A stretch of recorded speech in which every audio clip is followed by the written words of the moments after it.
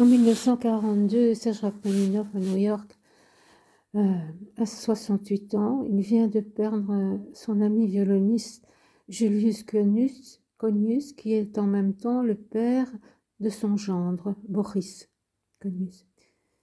Alors il compose au piano, il transcrit la partita 3 pour violon seul de Bach au piano. Je trouve ça merveilleux. Il a peu écrit pour le violon, à part ces 2 trios élégiaques. Et donc, c'est quand même un aveu qu'il aimait le violon, qu'il aimait son ami. Et je vais vous parler de ça dans ce 3e chapitre.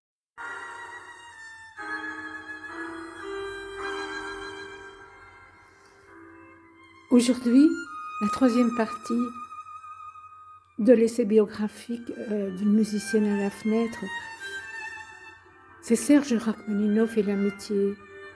Malgré le voyage, malgré l'exil, malgré la guerre, il est resté fidèle à ses amis jusqu'aux alliances familiales.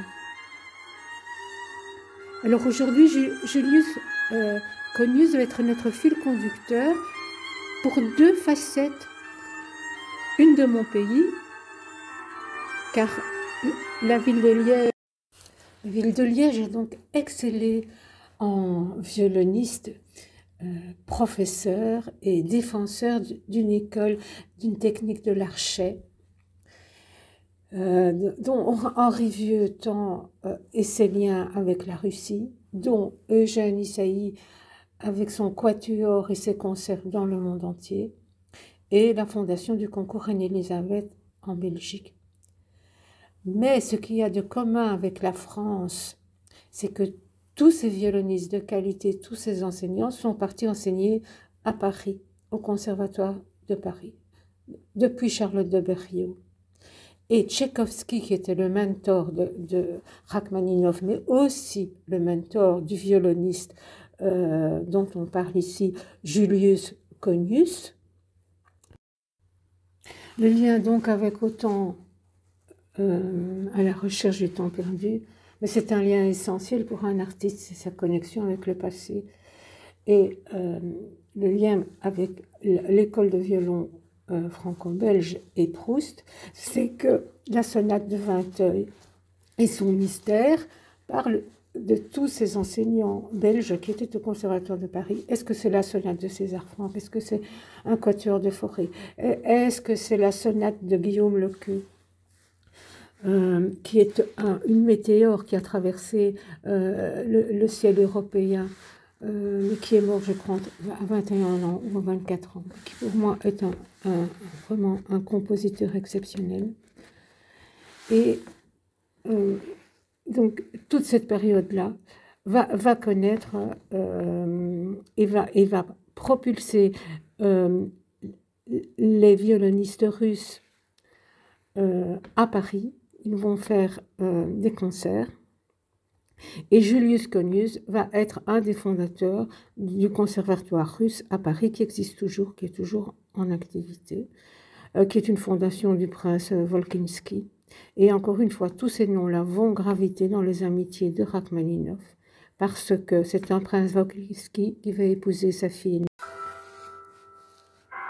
Voilà, pour terminer mon exposé, vous me permettrez de me passer d'iconographie, mais de vous mettre Guillaume Lequeux, justement, dans sa sonate piano-violon, qui pour moi est supérieure à celle de Franck.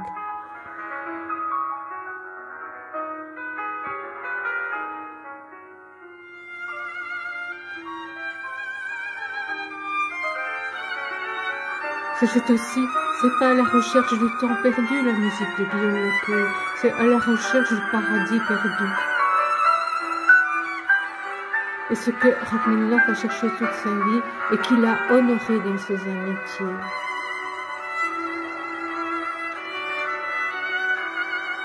Donc, ce lien de l'école franco-belge du violon et du piano, pour moi, est un mariage métaphysique.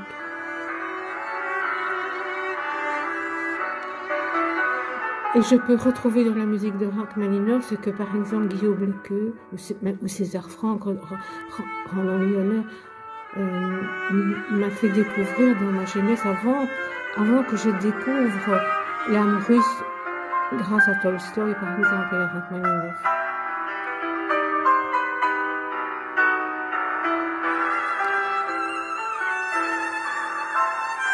Comment puis-je suivre les pistes d'amitié de Serge Rachmaninov? Par ses dédicaces déjà. Il y a donc des dédicaces à Eugène Normandie, décédant symphonique dans sa dernière œuvre, donc, avant sa mort. Il y a des dédicaces à son ami épistolaire lorsqu'il était en exil, Nikita Morozov, de la famille Morozov. Il y a une amitié indéfectible à Nikolai Medtner qui, lui, s'est exilé après la Révolution russe à Londres et qui a appelé ses compositions musicales sa forteresse musicale. Et il s'est surtout consacré à des contes qu'il appelait des ascas et à la forme sonate, alors qu'on ne pratiquait presque plus la forme sonate à partir de 1920, ou très peu. Serge Rachmaninov a une grande déception à la première symphonie qui a été créée pour Glazunov. Après, il a été chef d'orchestre dans un théâtre privé d'un industriel dans les chemins de fer, Marmotov, mais qui était un mécène culturel. Il s'est remis doucement, il s'est marié avec sa cousine Natalia, il a eu sa première petite fille Irina en 1903, pendant qu'il était alors au Bolchoï pendant 2 ans. Il a pris ses distances avec Moscou parce que d'abord il y avait une révolution en 1905 et puis il y avait surtout le mouvement des Russes anticonformistes sous Serge Diaghilev avec avec le départ en claquant la porte de Diaghilev de Russie pour Paris, mais là avec le danseur Nijinsky, il a dépassé les bornes dans l'après-midi d'un faune de Claude Debussy. Donc je vous laisse lire les détails de ça sur Internet, je n'ai pas envie d'en parler. Ça a profondément choqué Rachmaninov. Il a été en froid avec la danse, à mon avis, à cause de ça. Il a seulement renoué avec son amour de la danse, dans cette danse symphonique, dans son testament, sa dernière œuvre, peu avant sa mort. Et pour revenir à sa amitié, donc Irina, sa fille aînée, a épousé un prince Volkinsky, dont je vous parlais, qui était le fondateur du conservatoire russe à Paris alors. C'était une chance pour tous les exilés de pouvoir enseigner dans ce conservatoire russe. Maintenant, ce conservatoire s'appelle le conservatoire Rachmaninov. Il est toujours en activité. Dans un autre chapitre, je vous parlerai des nombreux séjours que Serge Rachmaninov a fait en France. D'ailleurs, quand lui partait donner ses concerts aux États-Unis, ses filles restaient vivre en France. D'abord, Irina avait épousé le prince Volkinsky, qui était donc un mécène de ce conservatoire. Rachmaninov, à la mort du prince Volkinsky, qui est mort 1 an après son mariage, en laissant une future jeune maman veuve, donc, a créé une maison d'édition au nom de ses 2 filles. Et donc, il venait souvent en France. Après, il a fait bâtir une villa au bord du lac des 4 cantons en Suisse, une villa très connue, la villa Sénart. À ce moment-là, tout le petit monde de ses amis russes, dont le fils de Julius König, Boris, dont vous allez voir l'interview dans cette vidéo, a suivi alors en Suisse. Mais alors qu'il n'avait plus le droit de mettre les pieds en Russie après son départ des États-Unis, il est venu à 4 ou 5 reprises à Londres, il est allé à Berlin, il est retourné faire des séjours à Dresde, et fréquemment, il faisait des allers-retours à Paris pour ses affaires, pour ses filles, pour le conservatoire russe. Donc, c'est à savoir parce qu'on n'en parle pas beaucoup. Et donc, quand je dis que les amitiés qu'il a eues ont été jusqu'aux liens familiaux, ben c'est avec la famille des Volkinsky, dont Tolstoï parle dans Guerre et paix, parce que la mère de Tolstoï était une Volkinskaya. Et Tolstoï est aussi un membre éloigné de la famille de Rachmaninov. Donc, le prince Volkinsky épouse sa fille Irina, et le fils de Julius Conius épouse sa plus jeune fille Tatiana.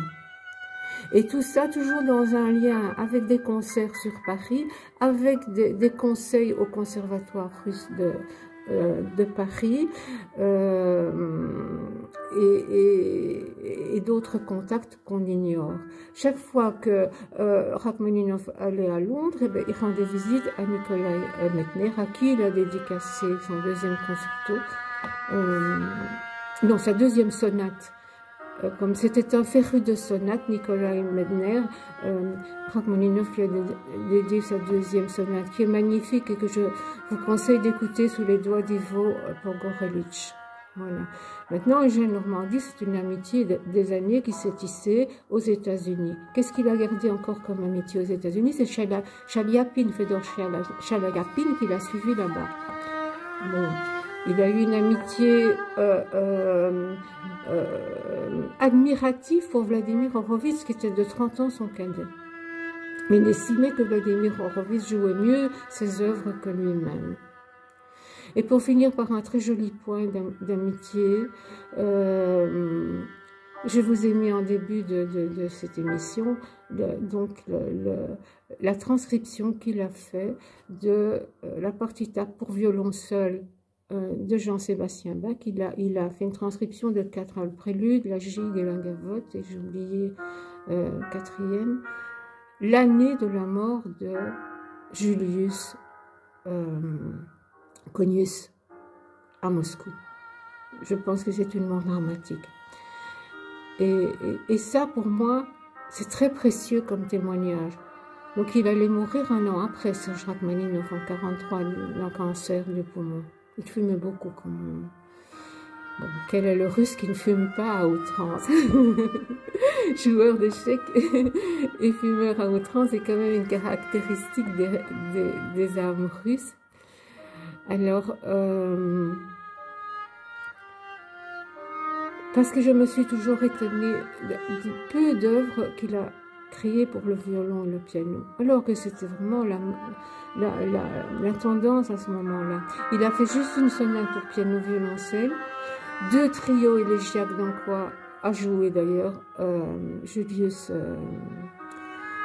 Conius. Je fais une parenthèse ici parce que on voit souvent les photographies, d'ailleurs je l'ai incluse dans la vidéo précédente, du frère de Julius qui était Lev Conius et qui a eu un premier prix aussi pour l'opéra imposé à l'Écho l'année où Rachmaninov a obtenu la médaille d'or. Il a quand même fait un premier prix ex aequo avec Lev, le frère de Julius, qui était pianiste lui et qui est devenu un théoricien de la musique fort apprécié. Donc tous ces personnages qu'il a connus sur le banc des conservatoires ou chez Tserev, comme Scriabine qui est décédé en 2016, ont été de fidèles amis de Rachmaninov, et Rachmaninov leur a rendu vraiment la même fidélité en amitié.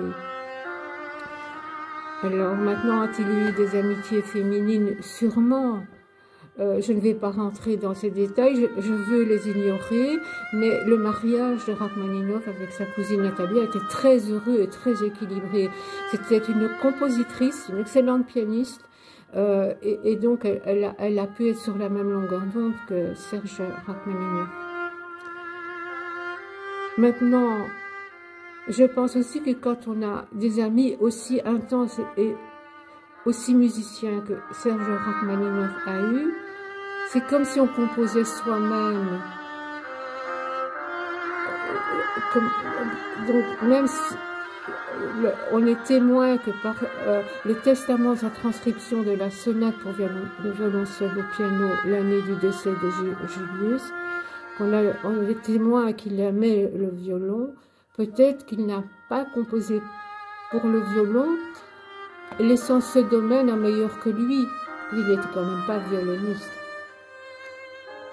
Le fait qu'il ait mis de côté la danse en quittant la Russie ne veut pas dire qu'il n'aimait pas, puisqu'il nous a aussi laissé un testament avec les danses symphoniques qui sont magnifiques, mais qui sont nobles. Je pense que Rachmaninov a été choqué par l'outrance des ballets russes à Paris. Et donc, il n'a pas voulu abonder dans ce sens et qu'il lui a fallu du temps pour retrouver sa conception à lui de la valse, de la danse aristocratique qu'il avait connue en Russie. Maintenant, pour revenir au concret des choses, et ce que je vous ai déjà dit, c'est que tout ce passage de l'histoire du début XXe siècle n'aurait jamais été possible sans le confort des chemins de fer. Il arrivait sur un mois à Rachmaninov de faire 13 000 km pour ses concerts. Par exemple, en 1913, donc l'année d'édition de la Recherche du temps perdu à Paris, eh bien, Rachmaninov s'épuisait sur les routes en Russie pour récolter des fonds pour les blessés de la guerre 14-18. Et il faisait plus de 13 000 km par mois pour cela.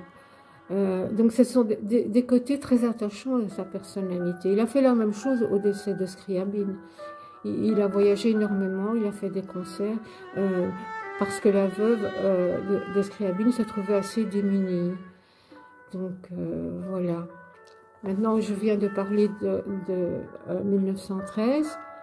Bon, pour en revenir à cette belle figure qu'était la reine Élisabeth de Belgique et son époux, donc le prince Albert, il faut aussi dire que c'est grâce à ces deux figures à cheval sur les tranchées pendant 4 ans que le front allemand a été maintenu. Sinon, on ne parlait ni plus de la France ni de la Belgique à ce moment-là. Donc ce sont quand même des périodes qu'on a tendance à oublier, mais qui ont été un lien, et pour la Russie, une cause de la révolution. Parce que la Russie était assez exsangue en 1917. Et donc toute cette période a foisonné d'amitié, alors que dans les tranchées on se battait. Et cette amitié a sauvé beaucoup d'artistes et beaucoup de musiciens d'un désespoir. Alors, on parle de l'Europe maintenant, enfin, il faudrait peut-être mieux ne plus en parler, mais c'était une belle Europe à ce moment-là, quand même. Ce qui se passait à Paris, ce qui se passait en Belgique, ce qui se passait à Moscou, ce qui se passait à Dresde. J'aurai l'occasion de revenir sur la ville de Dresde, qui est très importante. Aussi parce que le gouverneur de cette ville, depuis la guerre napoléonienne, 1812, ce gouverneur était un des princes Volkensky. Voilà. Et donc tous ces liens qui se tissent, Guillaume Lequeux qu'on écoute là, en toile de fond 1913, à la recherche du temps perdu, la littérature, les salons musicaux encore qui avaient lieu à Paris, tous ces liens qui se tissent autour de cette période, on ne peut pas les oublier. C'est une belle Europe. C'est une Europe qu'on voudrait connaître à nouveau maintenant.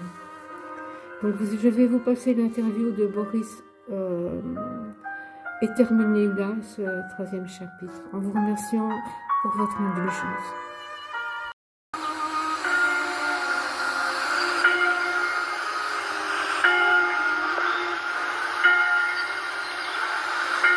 Il s'installe avec sa famille pour 1 an au château de Corbeville, près d'Orsay.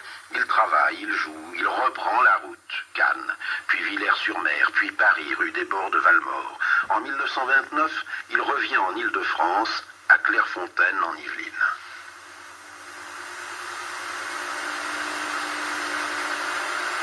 J'allais voir la famille Rachmaninoff à Clairefontaine, mais je n'étais pas le seul à y aller. Il y avait toujours un tas d'amis. Et il y avait les fils d'un chanteur, Chaikin. D'habitude, Rachmaninoff qui, ou bien parce qu'il voulait travailler, ou bien parce qu'il était un peu jaloux de ses filles. Il était très jaloux de ses filles. Il n'aimait pas beaucoup qu'on vienne le samedi. Tout juste, on venait dimanche vers 11h ou midi par le train. Et alors une Ford venait nous chercher à la gare de Rambouillet. C'était la vraie campagne. Et comment passait-il la journée à Clairefontaine? C'est très drôle, cet homme qui était tellement sérieux et tellement il ne savait pas s'épancher. C'était un trait que ses camarades, même au conservatoire, ils ont tous écrit la même chose. Il était parmi les siens très gai, très simple, et ne voulant qu'une chose, c'est de profiter de la gaieté des autres. C'est encore un trait chez lui qui était remarquable. Il s'intéressait vraiment à tout. Aux chevaux, il était un très bon cavalier. Au jardin, au potager, il parlait à tous, s'intéressant vraiment à la profession des gens à qui il parlait. Et c'est pour ça que personne ne se sentait jamais pas à l'aise. On était très simple, parce que lui, il était très simple. Ce qu'il y a de caractéristique à Clairefontaine, pour nous Français, c'est que c'est pratiquement la seule œuvre qu'il est composée là-bas, et les variations sur un thème de Corelli. C'est l'opus 42.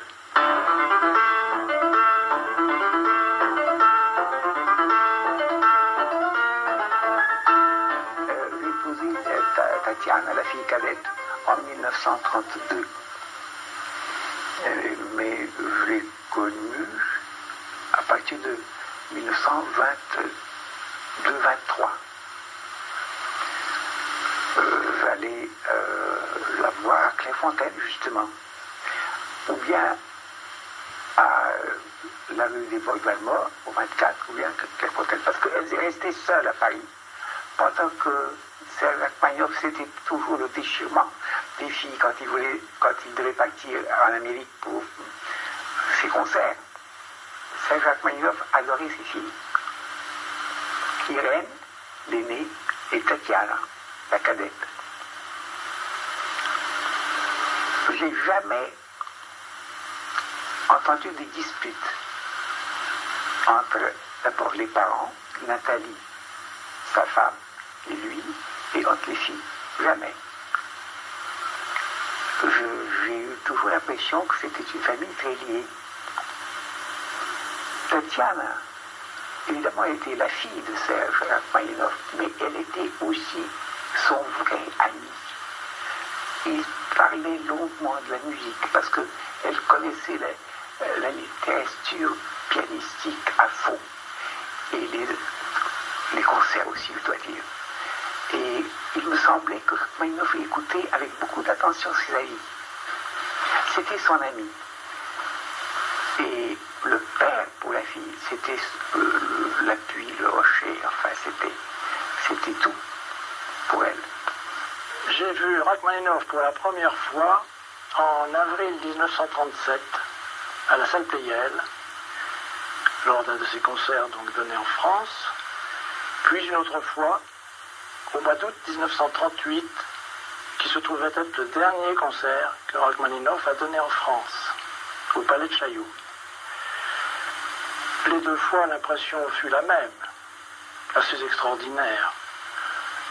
C'était un homme sans égal, extrêmement captivant, secret, curieux, d'une réserve extrême, touchant la froideur, voire la sécheresse. Et Gérard Bauer a eu la même impression. Il l'a écrit autrefois dans le Figaro d'ailleurs. Et Marcel Dupré, le compositeur français, organiste, qu'il avait reçu chez lui, a dit « Je suis très frappé par la mélancolie poignante qui se dégage de cet homme, chez qui toujours l'amour de la patrie subsiste et le regret de la terre subsiste. » Il illustre en somme le proverbe russe « La fumée de la patrie est plus chère que le foyer étranger. » Beaucoup de fois, Rachmaninoff me disait à moi que jamais il n'oublierait sa grand-mère et jamais il n'oublierait cette ambiance dans les églises de Novgorod, pleine de prières et pleine de chants de la mystique orthodoxe qui ne ressemble pas aux mystiques des autres religions. Et quels sont les chants qu'il a entendus quand il était petit? Ce sont des chants de très vieille origine, les chants de Sousse, de Kiev.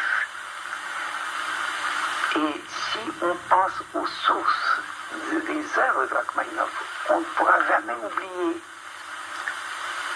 cette voix qui sonne toujours, qu'on entend toujours dans toutes ses œuvres, même ces œuvres qui ne sont pas spécifiquement religieuses. Il a écrit,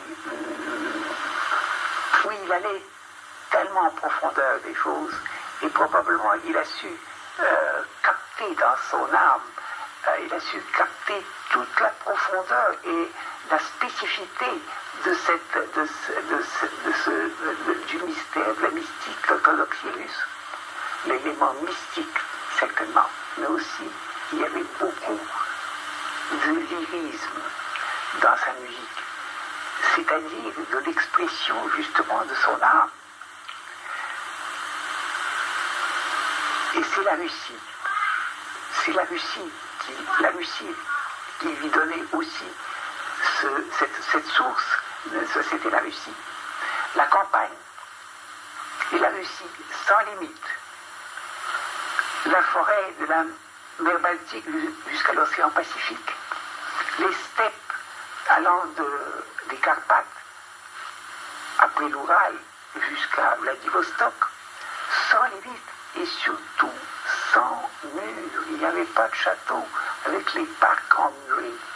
C'était sans mur, sans haie. On pouvait aller à cheval partout. Personne ne disait rien parce que la terre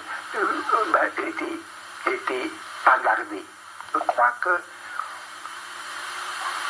et Tchaïkovski, et Balakirev, et Glinka, et Rimsky-Korsakov, et Moussorgsky, tout bonnement, ils ont parlé sur le même thème. Et le thème des poètes et des compositeurs russes, c'était à peu près les mêmes deux thèmes, c'est-à-dire la mystique orthodoxe et la nature de la Russie.